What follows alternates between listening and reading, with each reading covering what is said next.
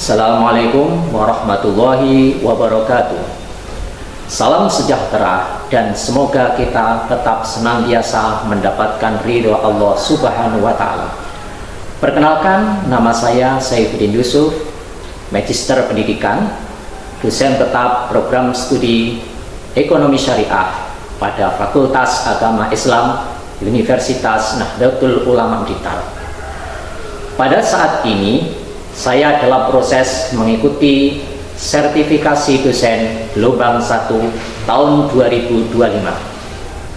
Saya akan melakukan penyusunan dokumen pernyataan diri dosen dalam unjuk kerja Tridharma Perguruan Tinggi atau PDDU KTPP.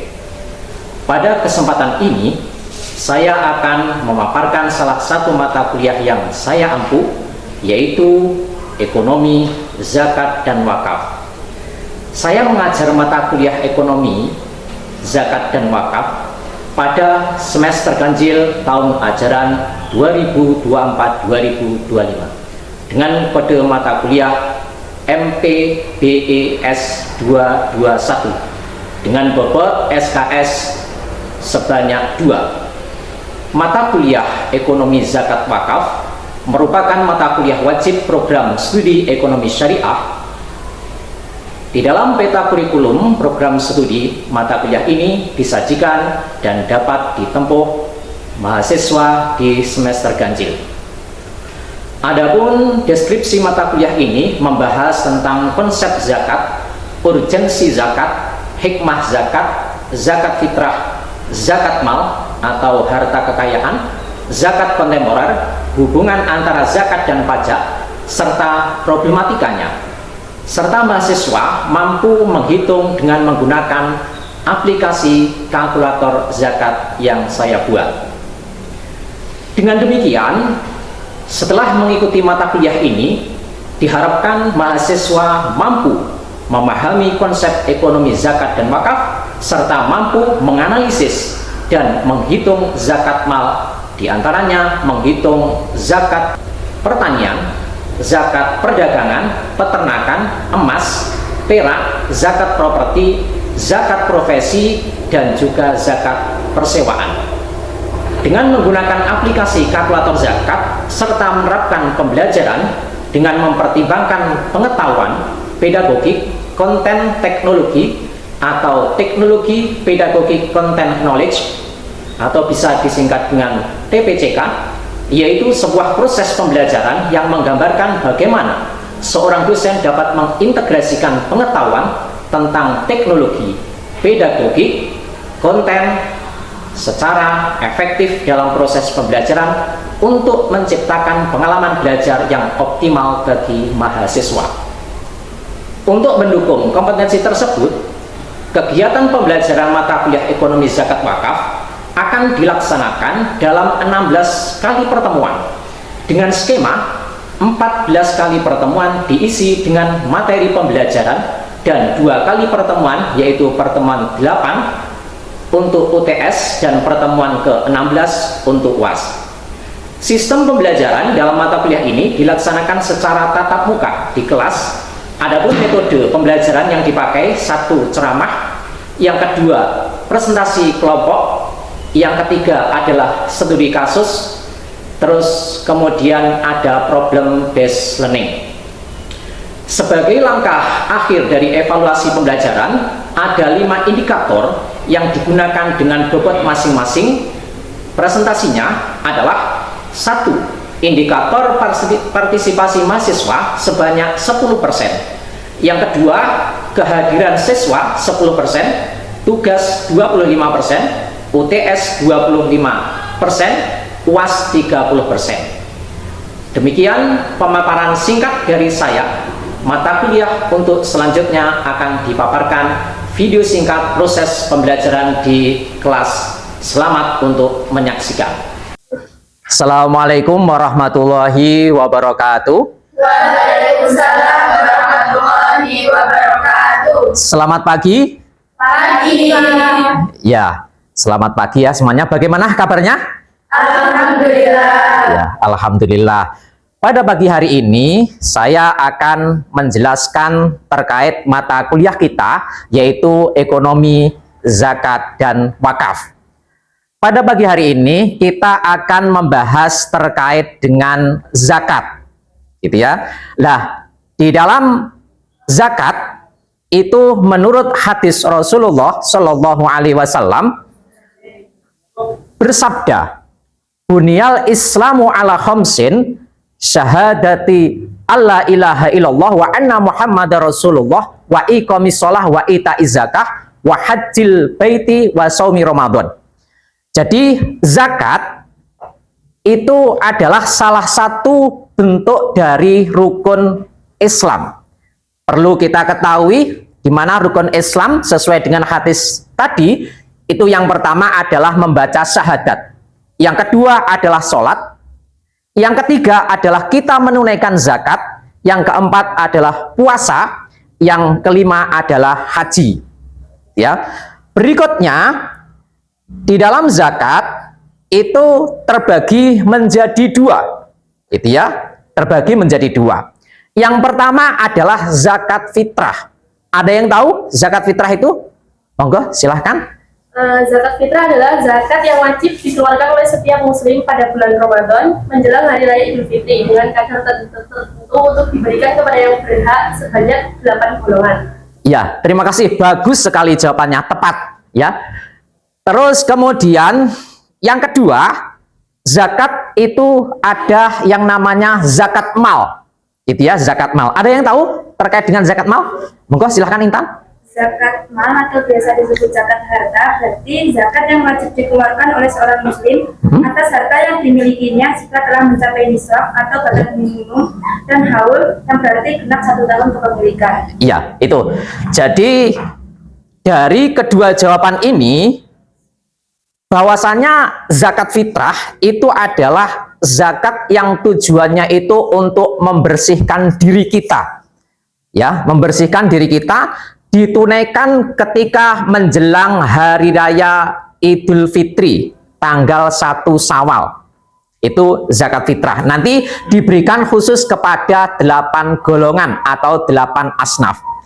Berikutnya, kalau zakat mal itu adalah zakat yang berkaitan erat dengan harta kekayaan kita.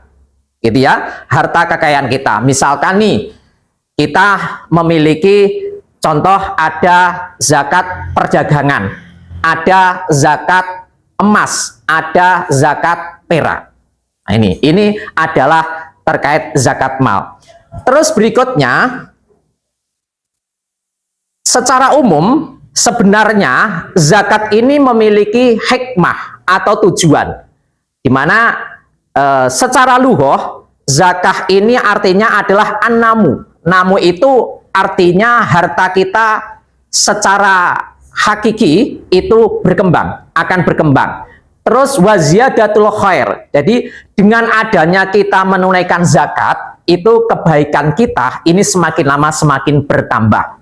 Terus kemudian zakat itu harus diberikan, gitu ya. Ukurannya harus jelas. Misalkan zakat fitrah ukurannya ada 2,5 kg, ada 2,7, ada 3 kg. Itu zakat fitrah, ukurannya jelas. Terus kemudian mahsusotin, jadi diberikan kepada orang yang khusus.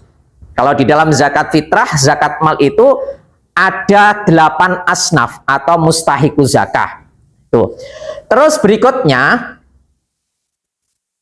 zakat mal. Jadi di dalam konsep zakat mal ini kita harus paham betul syarat-syarat zakat mal. Ini yang pertama adalah adanya nisab.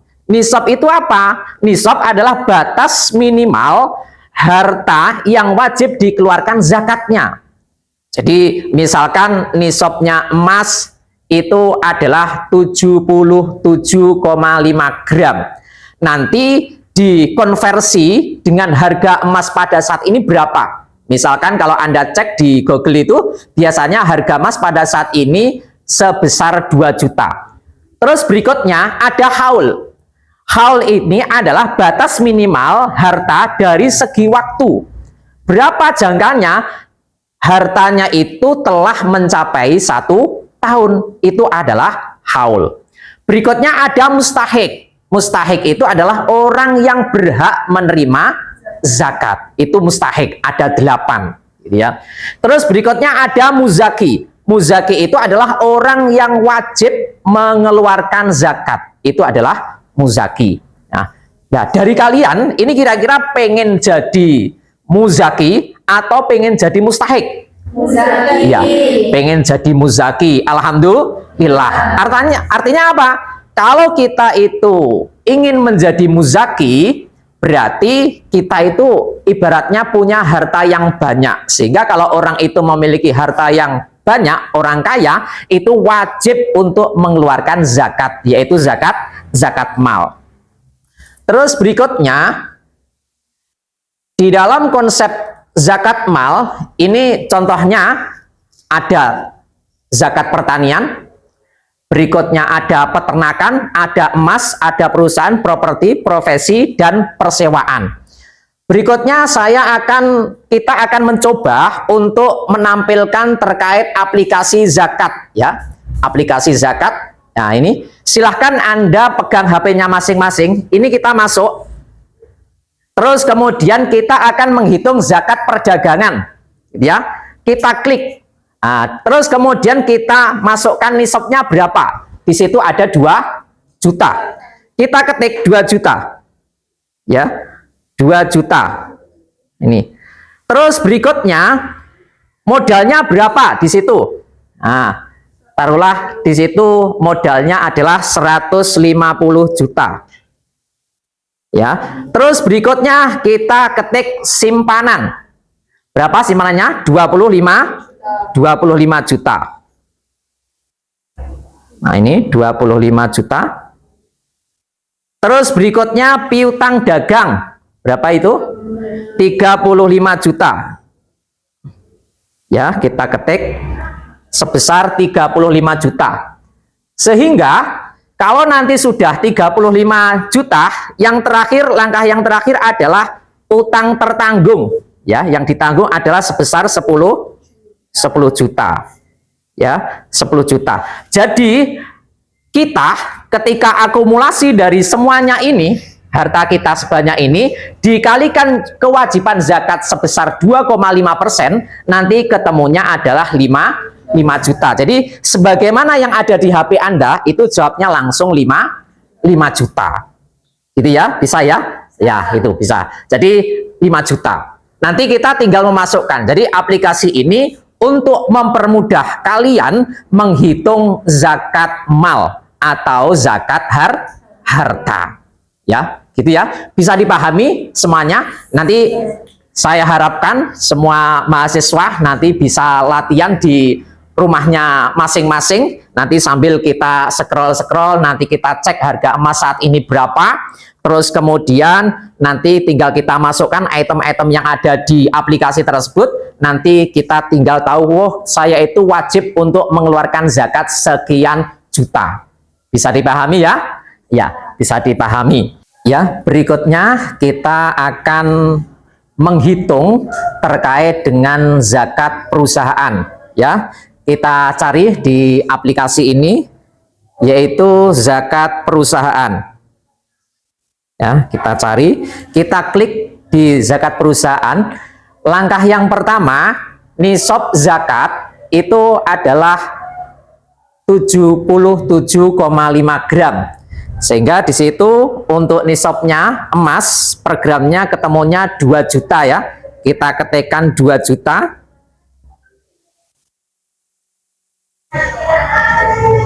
Ya, 2 juta. Terus kemudian berikutnya adalah modal. Ya, modal yang disertakan itu sebanyak berapa itu? 155 juta. Ya, 155 juta. Berikutnya ada simpanan laba perusahaan. Berapa besarnya? 5 juta. Ya, kita ketik. Terus kemudian piutang perusahaan 25 juta. Ya, kita ketik 25 juta. Utang perusahaan ini sebesar 30 juta. Ya, 30 juta lah.